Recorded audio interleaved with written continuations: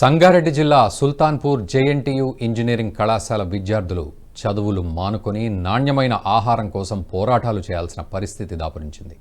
సాక్షాత్తు ఆరోగ్య శాఖ మంత్రి సొంత నియోజకవర్గం ఆందోళనలోనే ఈ పరిస్థితి నెలకొనడంపై తీవ్ర విమర్శలు వస్తున్నాయి. హాస్టళ్లలో నాణ్యమైన ఆహారం అందించకపోగా చట్నీలో ఎలుక, సాంబార్లో బల్లి, టిఫిన్స్లో ఈగలు, అన్నంలో పురుగులు దర్శనమిస్తున్నాయి. చాలా రోజులుగా విద్యార్థులు ఆందోళన చేస్తున్నా పట్టించుకునే నాథుడే లేడు. మంత్రి దామోదర్ రాజనరసింహ సొంత ఇలాకాలోనే ఇంత తతంగం జరుగుతున్నా ప్రభుత్వ అధికారులు సైతం నిమ్మకు నీరెత్తినట్లు వ్యవహరిస్తున్నారు. తాజాగా బాలుర వసతి గృహం క్యాంటీన్లోని చట్నీ పాత్రలో ఎలుకను చూసిన విద్యార్థులు ఒక్కసారిగా కంగుతిన్నారు. దీన్ని విద్యార్థులు వీడియో తీసి సోషల్ మీడియాలో పోస్ట్ చేయడంతో వైరల్ అయింది. హాస్టల్లో నాణ్యమైన భోజనం పెట్టడం లేదంటూ నిరసన వ్యక్తం చేస్తున్నారు. జేఎన్టీయూ కళాశాలలో ఆహారంలో నాణ్యత లోపిస్తుందని విద్యార్థులు చాలా కాలంగా ఆరోపిస్తున్నారు. అంతేకాదు గత కొంతకాలంగా ధర్నా కూడా చేస్తున్నారు. మొన్న ఎప్పుడో ఇంకో పురుగులు వచ్చినాయి, ఈరోజు చర్చిలో ఎలుక వచ్చిందని విద్యార్థులు ఆందోళన చెందుతున్నారు. ఇవన్నీ చూస్తుంటే కళాశాల యాజమాన్యం విద్యార్థుల జీవితాలతో చెలగాటమాడుతున్నట్లు మనకు చాలా స్పష్టంగా కనిపిస్తుంది. మేము చాలా కాలంగా ఉన్నప్పుడు, మా ప్రభుత్వం ఉన్నప్పుడు కూడా చాలాసార్లు రివ్యూ పెట్టి ఫుడ్ ఎట్లా ఉండాలనే విషయాన్ని కూడా రివ్యూ చేసుకుంటూ మేము చేయడం జరిగింది. ఎప్పుడు కూడా ఇటువంటి సంఘటనలు జరగలేవు.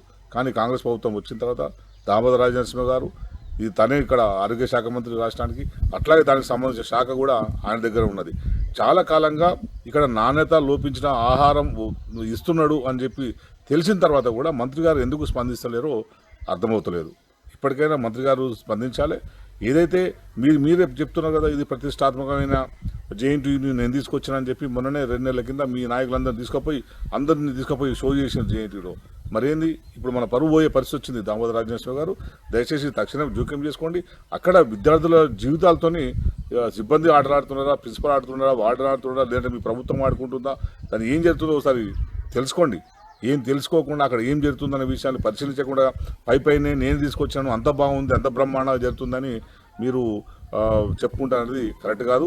ఇది కొన్ని వందల మంది జీవితాలని, పిల్లలు మంచి ఆరోగ్యంతో ఉండాలి, మంచి చదువులు చదువుకోవాలనే ఉద్దేశంతో తల్లిదండ్రులు హాస్టల్లో ఉంచుతున్నారు.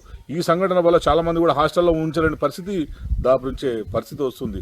అందుకని దయచేసి ప్రభుత్వంలో ఉన్న పెద్దలందరూ కూడా అసలు ఎందుకు ఇటువంటి సంఘటనలు జేఎన్టీయూలో జరుగుతున్నాయి, ఎందుకు పురుగుల అన్నం ఇక్కడ పిల్లలకు వడ్డించే పరిస్థితి వచ్చింది, ఎందుకు ఎలుకలు కూడా ఫుడ్లో పడే పరిస్థితి వచ్చింది అంటే అంతటి నిర్లక్ష్యం ఎందుకు ఉన్నది అంటే ఈ ప్రభుత్వ నిర్లక్ష్యమే అనేది మనం చాలా స్పష్టంగా మనం తెలుసుకోవచ్చు. ఎందుకంటే ప్రభుత్వంలో ఉన్న పెద్దలు కూడా కింద యాజమాన్యం మీద మానిటరింగ్ లేదు, యాజమాన్యం మానిటరింగ్ కింది స్థాయి సిబ్బంది మీద లేదు, ఒక్కరి మధ్యలో ఒకరు సమన్వయం లేదు. అటువంటి సంఘటనల మూలంగానే ఇది జరుగుతుంది. సమన్వయం ఏర్పాటు చేసుకోవాలని చెప్పి నేను ప్రభుత్వ పెద్దలని కోరుకుంటూ, మా మంత్రి గారు అయితే మా నియోజకవర్గంలో ఉన్న అభివృద్ధిని ఏమీ పట్టించుకోకుండా జిల్లా అంటూ రాష్ట్రం అంటూ ఏదేదో తిరుగుకుంటూ తనకు ఎక్కడైతే ఆదాయ మార్గాలు వస్తాయో, ఎక్కడైతే పైసలు వస్తున్నాయో వాటి మీదనే మంత్రి గారు దృష్టి సారించారు, వాటి మీదనే నిఘా పెడుతున్నట్టు చాలా స్పష్టంగా కనిపిస్తుంది. ఎందుకంటే మన మైనింగ్ మీద పటాన్చెరు ఎమ్మెల్యే ఆ తమ్ముడి మీద కేసు పెట్టించారు. ఇప్పుడు రియల్ ఎస్టేట్ వ్యాపారుల మీద కూడా వాళ్ళని కూడా బెదిరించే ప్రయత్నం చేసి తను కూడా స్క్వేర్ ఫీట్ కింద అని చెప్పి డిసైడ్ చేసే విధంగా తను కూడా ప్రయత్నం చేస్తున్నట్టు చెప్తుండ్రు. ముందు మీ సంపాదన పక్కన పెట్టండి, మీ సంపాదన పక్కన పెట్టేసి ఇప్పుడు ప్రజారోగ్యం మీద దృష్టి పెట్టండి, ఇక్కడ విద్యార్థుల ఆరోగ్యం మీద దృష్టి పెట్టండి, నియోజకవర్గం మీద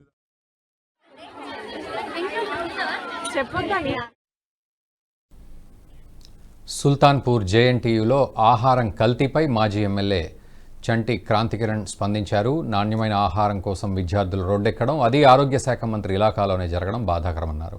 ఇప్పటికైనా మంత్రి దామోదర్ రాజనరసింహ ఈ అంశాన్ని సీరియస్గా తీసుకోవాలని సూచించారు. ఇప్పుడు జేఎన్టీయూ కాలేజీలో స్టూడెంట్ని, నేను ఇప్పుడు 3rd ఇయర్ చదువుతున్నా. మాకు కొన్ని రోజులకి వెళ్ళి ఫుడ్ అయితే మంచిగా ఉండలేదు. మేమేం రెస్టారెంట్ స్టైల్లో మంచిగా పెట్టురని అడుగుతలేము, పెట్టేదో కొంచెం మంచిగా పెట్టండి అని అడుగుతున్నాం. అంతే, ఇదే మా ఆరోపణలు. ఇక్కడ మా మెయిన్ ప్రాబ్లం ఏంటంటే ప్రిన్సిపల్తోని కాదు, కాంట్రాక్టర్తోని. మాకు ఎవరు వచ్చినా కానీ కాంట్రాక్టర్, ఇప్పుడు ఈ కాంట్రాక్టర్ ఉన్నా కానీ నెక్స్ట్ వచ్చే కాంట్రాక్టర్ అయినా కానీ మాకు ఎవరైనా పర్లేదు, కానీ పెట్టే ఫుడ్ కొంచెం మంచిగా పెట్టండి అని అయితే మేము అడుగుతున్నాం. అది ప్లాస్టిక్ వస్తుంది, అది జనరల్ కామన్, కానీ దాని ఇంపాక్ట్ ఎట్లుంటుంది అనేది. ఇప్పుడు నేను ఎలక వచ్చింది, దానికి ఇంపాక్ట్ ఎక్కువ ఉంటుంది. ఇప్పుడు ఎలక చట్నీలో వచ్చిందని అయితే ఆ వీడియోలో ఉన్నది.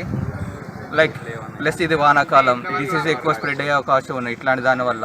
సో మేమేం చేస్తున్నామంటే కొంచెం చేసేటప్పుడు లేదా సర్వ్ చేసేటప్పుడు కొంచెం జాగ్రత్తగా తీసుకోండి, పెట్టే ఫుడ్ కొంచెం మంచిగా పెట్టురు అని అయితే అడుగుతాను. ఈ వీడియో మీకు నచ్చినట్టయితే లైక్ చేయండి, 10 మందికి షేర్ చేయండి. అలాగే కామెంట్ల రూపంలో మీ అభిప్రాయాలను మాతో పంచుకోండి. Nationalist hub group of channels ను సబ్స్క్రైబ్ చేసుకుని తెలుగునాట జాతీయవాద జర్నలిజాన్ని ప్రోత్సహించండి. ఈ వీడియో కింద ఉన్న బెల్ ఐకాన్ పై క్లిక్ చేయడం మర్చిపోవద్దు.